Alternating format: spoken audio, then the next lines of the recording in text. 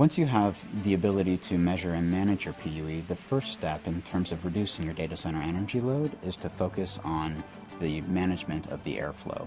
The most important thing here is to eliminate the mixing of the hot and the cold air.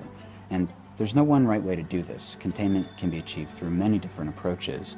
One thing that we found very useful at Google is CFD analysis to see where are your hot spots and how is your airflow going to actually be directed in your data center.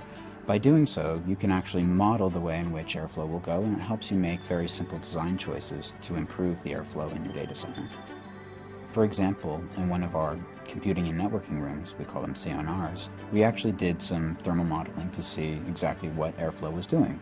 Through that modeling, we realized that the intake to our cracks was too low, and that by simply piecing together some sheet metal, we could create extensions that would dramatically increase the airflow quality into the cracks. We also did a bunch of other retrofits. Here in this corporate data center at Google, we've implemented meat locker curtains that are very inexpensive and easy to install. These are hung from the overhead structure, and they separate the cold aisle, which is actually hot, and the hot aisle, which is actually hotter.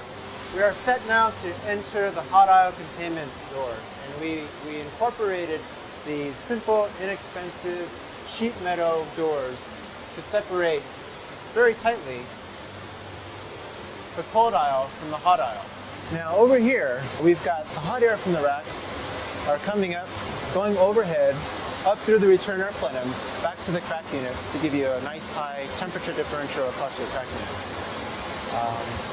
A very important step is to seal the rack space where you don't quite have all of your equipment populated, and it's very easy to do with these blanking panels. It's almost like weatherizing your house. Make sure that you've got a nice, tight environment.